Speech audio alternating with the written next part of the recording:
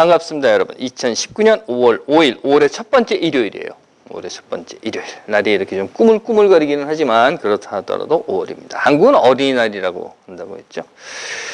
미국은 어린이날, 그러니까 Children's Day라고 하는 게 없어요. 유엔이 정한 Children's Day라고 하는 게 있습니다. 하지만 미국은 별도의 어린이날을 두고 있지는 않습니다. 여러 가지 이유가 있어요. 말하는 사람들도 있지만 가장 역사적으로 진실에 접근하는 내용은 뭔가 하면요. 미국 내에 각기 다른 개신교 교단들이 교단별로 Children's Day라고 하는 걸 만들었어요. 그리고 워낙에 또 개신교들이 힘이 세잖아요. 그러니까 자기네들끼리 이게 연합이 안 된 겁니다. 그래서 교단별로 Children's Day를 따로따로 하다 보니까 미국 내에 Nationally Children's Day라고 하는 게 없었고요. 그리고 빌 클린턴 때예요. 빌 클린턴 때 Children's Day라고 하는 것을 정하기는 했는데 그 후에 무슨 뭐 조지 W 부시가 들어와서 뭐 날짜를 바꾸고 뭐 이렇게 됐습니다. 여하튼 그런 저런 이유로 해서 아직까지 미국에서는 Children's Day라고 하는 것이 없고 있다 하더라도 별로 관심을 갖지 못하고 있습니다. 어떤 사람들은 그래요. 미국이라고 하는 나라가 1년 365일이 어린이날인데 무슨 어린이날이 따로 필요하냐 이런 말을 하기도 합니다. 글쎄요. 정말 미국이라고 하는 나라가 1년 365일이 어린이날인가 그건 잘 모르겠지만 제가 스쿨버스 운전을 하면서 느낀 건 이런 건 있어요. 미국이라고 하는 사회가 어린이에 대해서 물론 그 한 사람 한 사람 속에 제가 들어가 보지 않아서 그 사람들의 속마음이 어떤지는 모르겠지만 사회적 관심에 있어서는 우선순위에 있다라고 하는 겁니다. 어린이들이. 일단 스쿨버스에 가다가 탁 쓰면 다 쓰잖아요. 양방향이. 하지만 이런 생각을 해요. 사회적 관심과 공감도 중요하다 하더라도 결국 제도가 뒷받침되지 않으면 그 제도가 그 뒤를 받쳐주지 않으면 소용이 없는 게 아닌가 싶어요.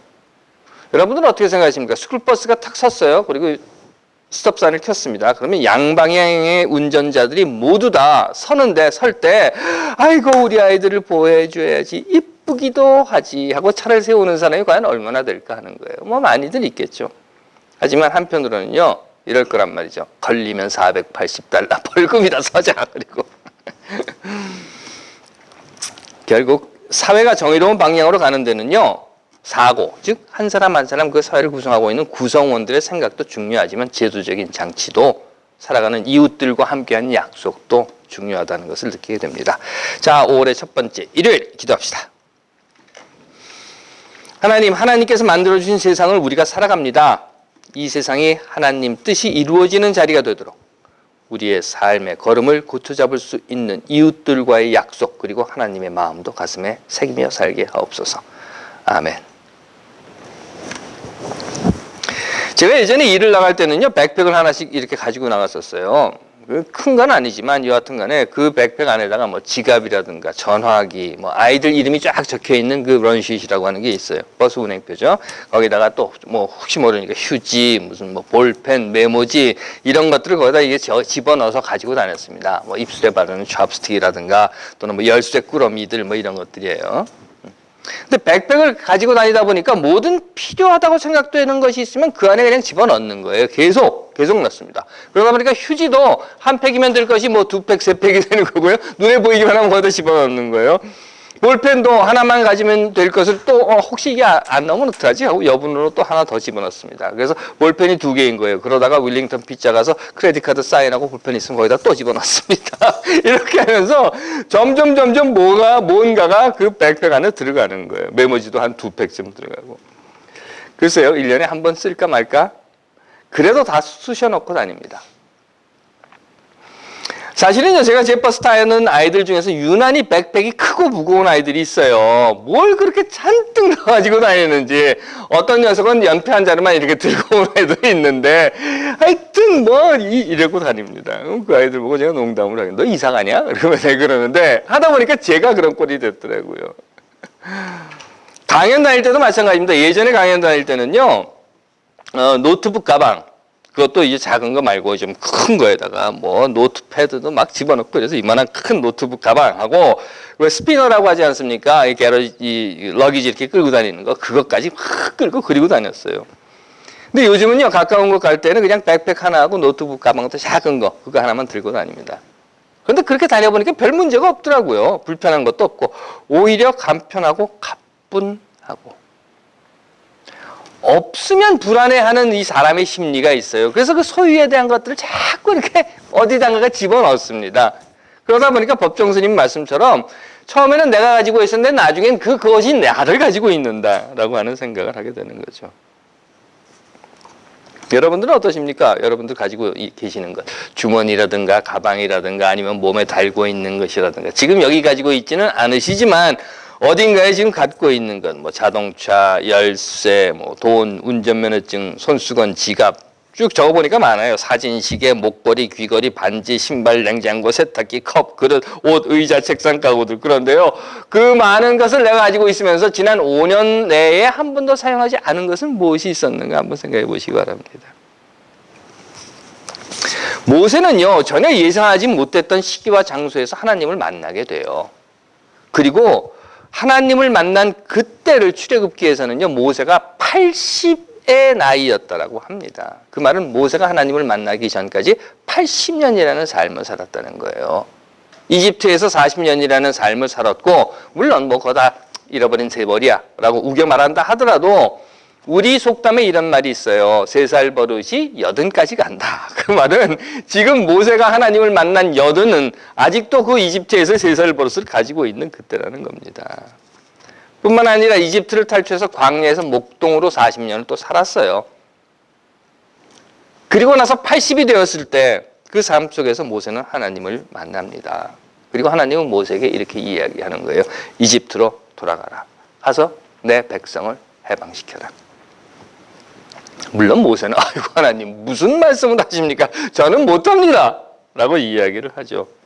그러자 하나님이 모세에게 묻습니다. 내 손에 있는 것이 무엇이냐? 내가 지금 손에 쥐고 있는 게 뭐냐? 라고 물어보는 거예요. 내가 지금까지 그러니까 80년이라고 하는 삶을 살고서 지금 내 손에 무엇을 쥐고 있느냐? 라고 물어보는 겁니다. 너는 무엇을 가지고 있느냐? 자동차 열쇠나 가지고 있니? 아니면 뭐 돈 가지고 있니? 운전면허증 가지고 있니? 손수건이나 지갑이나 사진이나 시계나 뭐 이런 거 너 지금 가지고 있니? 아니면 가정이나 배움이나 생각이나 졸업장이나 직장이나 아니면 이웃이나 뭐 이런 걸 너 지금 가지고 있니? 하고 물어봅니다. 지난 80평생을 살아오면서 수없이 많은 것들을 쥐고 있었던 그 손에 80년 동안 살았으니까 뭐 한두 가지만 갖고 있었겠습니까? 그 손에 지금 내가 너를 부르는 이 순간 너는 무엇을 쥐고 있느냐? 무엇을 가지고 있느냐? 라고 하는 질문을 받는다는 겁니다. 이 하나님의 질문에 대해서 모세는요 이렇게 대답을 해요. 이거요? 지팡인데요. 이거 지팡인데요. 글쎄요, 하나님께서 지팡이가 뭔지 몰라서 물으시지는 않으셨을 겁니다. 하나님이 지팡이를 한 번도 본 적이 없어서 신기해서 야, 그거 뭐냐? 그리고 물어보지는 않았을 거예요. 그렇다면 왜 물어보셨을까? 너는 지금 뭘 가지고 있느냐? 80년이라고 하는 그 험난한 삶을 살고 지금 내가 너를 부르는 이 순간에 내 앞에서 너는 지금 뭘 쥐고 있느냐? 내 삶이 지금까지 가지고 있었던 것이 무엇이냐? 내가 지금까지 살면서 내 삶의 경험이라든가 배움이라든가 때로는 아픈 일도 있었겠지. 때로는 상처나 실망이나 낙심이나 눈물. 그래도 다시 아니야 이러면 안 돼 하고 그 상처와 아픔을 넘어서서 딛고 일어서서 극복하고 이겨내며 살아낸 인내와 희망 그리고 기쁨과 감동의 나날들. 글쎄요. 아니야 뭐 난 그냥 이럭저럭 살아왔었어 라고 했다 하더라도 그 삶의 흔적, 그 삶의 한 방편인. 어쩌면 그렇습니다. 목동에게 있어서 이 지팡이라고 하는 것은 그냥 삶의 한 도구일 뿐일 거예요. 어디를 갈 때 가지고 가고 늑대가 나타나면 그걸로 싸우고 또 쓰러질 것 같으면 그걸 딛고 라고 하는 그 그냥 삶의 한 방편인 지팡이일 뿐인데 지난 몇 년간 또는 몇십 년간 항상 지니고 있었던 지팡이일 뿐이라고 생각했던 그 지팡이를 하나님께서 물어보시는 겁니다. 내가 지금 쥐고 있는 게 뭐냐? 지팡이인데요? 아니야. 그건 내가 살아있다고 하는 거야. 내가 지금까지 살아있다고 하는 그 삶이 지금 내 손에 있는 거야. 라고. 그리고 모세는 마침내 그 80년의 삶이라고 하는 것, 그리고 지금 그 순간 살아있다고 하는 삶을 가지고 이집트로 돌아갑니다. 손으로 잡을 수도 없고 주머니에 넣을 수도 없는 것, 은행 금고에 숨겨둘 수도 없는 것, 그 삶, 그 살아있다라고 하는 것을 가지고 이집트로 돌아가는 겁니다. 글쎄요, 험한 길을 가다 돌뿌리에 부딪혀서 지팡이 한쪽이 부서지기도 했을 테고, 늑대를 쫓기 위해서 지팡이로 막 늑대와 싸우다가 늑대의 이빨 자국이 나기도 했을 테고, 독사를 물리치기 위해서 또는 전갈을 내쫓기 위해서 내리치다가 지팡이의 한쪽에 그 피가 묻어있기도 할 것이며, 때가 묻어서 새카맣게 변해버린 손잡이도 있을 테고, 사막의 모래와 광야바람으로 상처가 난 그런 후지근한 지팡이, 때로는 허접하게 보이는 삶이라고 하는 것. 그렇습니다. 모세에게 있어서 이 지팡이는 삶이었어요. 삶 자체였습니다. 살아있다고 하는 것이었습니다. 그리고 지금 살아있고 지금까지 살아왔고 앞으로도 살아간다고 하는 삶. 그래서 하나님은 모세에게 물어보는 겁니다. 내 손에 지금 쥐고 있는 게 뭐냐? 하나님께서 사랑하시는 여러분, 우리는 참 많은 것을 가지고 삽니다. 그게 사실이에요. 제가 저를 돌아봐도 그래요. 뭐 그렇게 많은 걸 치렁치렁 걸치고 살고 있는가 하는 겁니다. 하지만 그 가지고 있는 눈에 보이고 손에 잡히는 그 소유한 것으로 인해서 때로는 우리가 정작 가지고 있는 정말 소중한 것이 무엇인가 하는 것을 잊어버리는 때가 있다는 겁니다. 마치 자동차가 삶인 것처럼, 마치 은행의 밸런스가 얼마 있는 것이 삶인 것처럼, 마치 집이 삶인 것처럼, 졸업장이, 직장이 삶인 것처럼 말이죠. 그 결과 그것을 잃어버리면 삶을 잃어버린 것처럼. 안타까운 소식이지만 한국에서 지난 어린이날, 그러니까 지난 5월 5일입니다. 새벽에 4살 아들, 2살 딸, 그리고 어머니와 아버지가 동반으로 숨진 사건이 있었다고 해요. 그 원인이 무엇인가 이런저런 이야기들이 나오기는 하지만 경제적인 문제고 이런 것들입니다. 하지만 제가 안타까운 것은요, 왜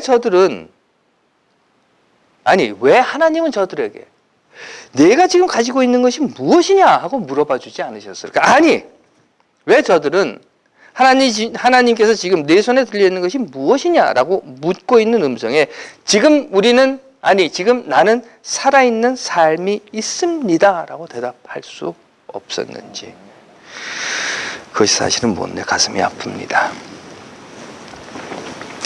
그렇습니다. 우리는 참 많은 것을 가지고 살아요. 그런 이유로 해서 그 가진 것이 없어질 때 우리는 더 이상 살아갈 수 없다, 희망이 없다라고 하는 절망에 빠지게 되는 경우도 봅니다.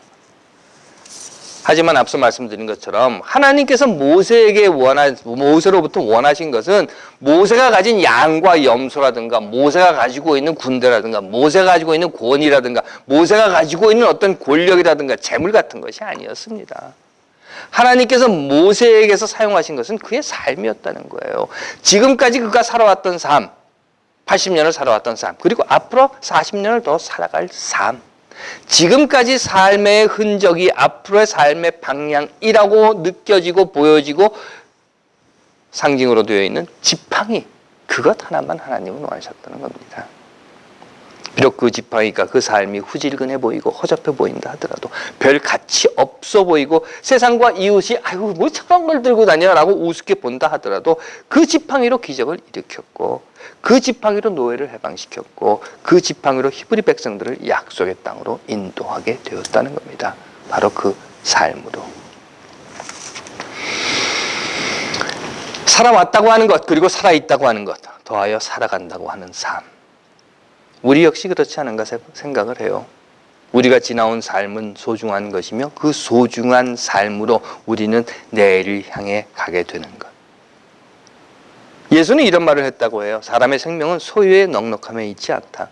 얼마나 많은 것을 가지고 있느냐, 얼마나 많은 것을 주머니에 집어넣느냐, 얼마나 많은 것을 채워놨느냐 하는 것이 아니라 어떻게 살아왔는가, 또 어떻게 살고 있는가, 어떻게 살아갈 것인가 하는 것에 그 삶의 사람의 생명이라고 하는 것은 있다라고 하는 말.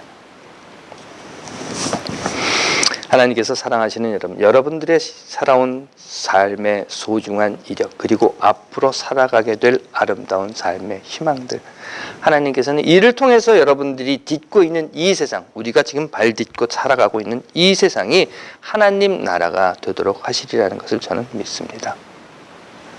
그러하기에 5월의 첫 번째 일요일, 저는 여러분들께 다시 한번 묻습니다. 오늘 하나님께서 네 손에 무엇이 있느냐라고 물어보실 때 여러분들은 어떤 대답을 하시겠습니까? 어떤 대답을 해야 할지 다시 한번 생각해보는 한 주간이 되시기를 간절히 빕니다. 기도하겠습니다. 하나님, 내 손에 지난날 내가 살아온 삶을 쥐고 내일을 살아가는 자가 되도록 오늘을 부끄럽지 않게 살게 하옵소서. 아멘.